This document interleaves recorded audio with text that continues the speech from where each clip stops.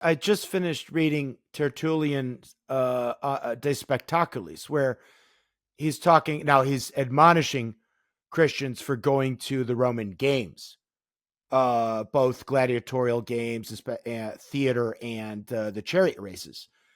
Um, but I was like, what would it be like for Tertullian to walk down my block and see the 12-foot tall skeleton lawn statue, or one of these like zombie like female dolls that has the melt, like the corroding face.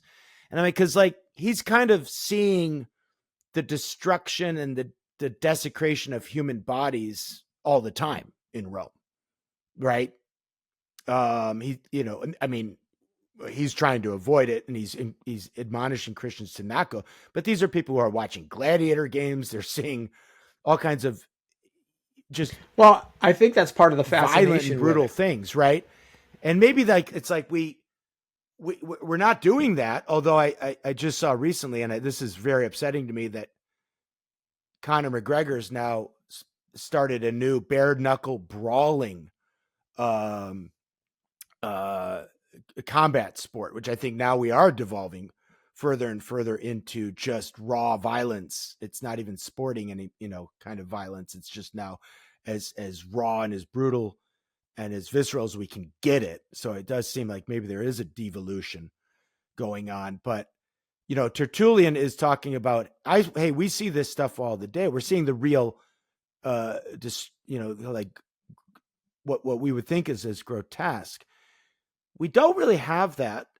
We don't have that, and that's a good thing, but it's starting to come out in sort of the images, the symbols, our movies, and these decorations that we're putting on our lawns. And I'm just saying, like, is that a good thing or is that a bad thing? I think part of it is just a reflection on the fact that we are so removed from death in 21st century culture.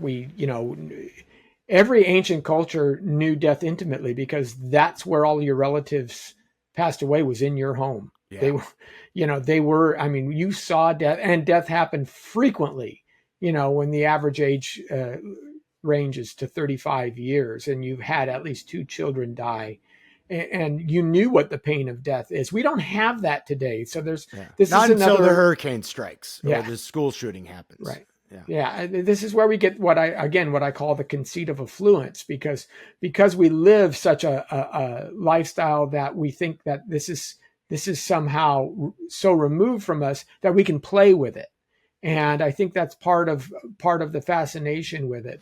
Now, part of the other, I guess, the other shoe on this is because as we move away from a Christian ethos, as our Christian understanding of the world diminishes and the secular ideas evolve, then you're going to start seeing more of these kinds of violent systems. You're seeing, there's I don't know how many different channels on TikTok or YouTube or what have you that show, capture people fighting with one another and doing Oh like yeah. real brutal. I mean, street fight stuff, or they're swinging chairs and like killing people with a bat, or it's just real brutal. The fight cam stuff that you can find out there. So but again, it's on the computer. It's that far. It's like a television show. We've distanced ourselves from it. When it happens close up, then it's a whole different thing. You know, And I think that's part of the problem, is we're just so far removed from death. We can't conceptualize yeah. it I mean, personally. even our food doesn't look like the actual animals that have been slaughtered, even not even close, right? I mean, it would be interesting. I'm sure maybe there's a social scientific study out on this, and this maybe would be something where the social sciences would actually be useful. Um, to know, like, in parts of the world or areas of the country even that are where there is more violence, do you have as many Halloween decorations on the lawns? Do you have like the grotesque like zombie figures on the lawns in some of these harder neighborhoods where there is a lot of violence going on? Or is that something that you find more in the affluent, sequestered neighborhoods of the privileged, putting up the 12-foot Skeletor statues and the melting faces. Well, given that they're like $300 a crack, they're yeah, that's right. That's okay. That's just an economics point. Yeah, it's for sure. Yeah, I mean, I think that's just something to be said. Is like I think there's a mistake to think that the more Christian a society becomes, necessarily becomes less violent.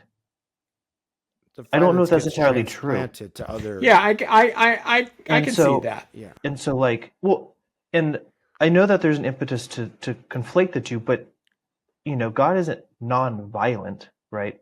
Yeah. And so the violence never gets replaced. The question is, it shifts from either like immoral violence to like maybe moral violence, or you risk it becoming like wanton violence. So it's like there is like a contest over where violence should take place. Yeah. And if it doesn't take place in those areas, it has to be recreated in some way, it seems like. Yeah. And so I think this is, I mean, it would be interesting. I mean, I don't know. The Gladiator Games in Rome were probably at the height of its empire, was probably when it has subdued all of its foes, so to speak. There was no necessary existential threat. They replicated it for the city. And then as it declined, they tried to pump it up more to like keep people more interested in it. Right. That's interesting because, the Gladiator Games, as far what I've read about them, I used to read a lot of Roman history. They got more and more sort of spectacular and they're more and more theatrical. It wasn't just two guys walking out with their swords fighting and one guy gets killed. And you see this in some of the movie representations. They're trying to pull this out as the culture degraded, in a sense, right? It was always a pagan culture, but as it degraded, the spectacle and the theatrical of these violent games got more and more imaginative, and in that sense, to use the technical term, grotesque. You had to add in things to keep people attracted for shock value, right? And maybe we see that especially in our movies.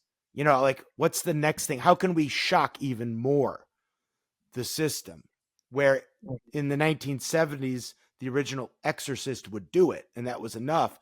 And that just looks mild compared to today. Or Lenny referenced the old like Lon Chaney movies, and we look at those, so, but then that does raise the question of like, to what extent will we go to make sure we continue to shock the system, right? So maybe that's not the most pleasant thought in the world, but you're right. The violence is still there, right? It just gets sort of repackaged or put into a different part of the culture, right? Yeah. And that's what I'm just saying is, and this is sort of like my defense of like horror, so to speak, at least just intro level, is that there needs to be some contact that people have with things that they can perceive at least fundamentally as legitimate threats to the kind of life they believe they should have, or they believe even that God gives.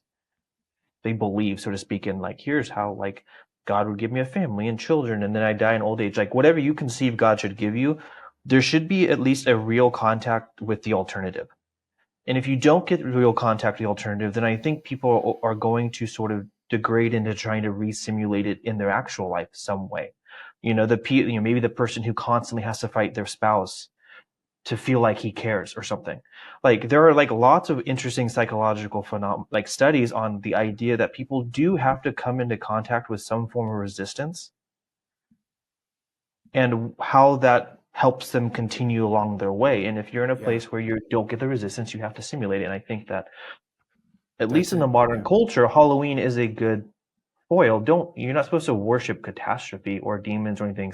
I do think there's, as a side point, there are the Christian side of the horror, which can be realized and maybe should be talked about during Halloween. Like okay, like messenger angels. Like there are angels of death, but there are angels that come that are like different sort of relationships to God that we don't. Halloween could be an interesting time to talk about those things.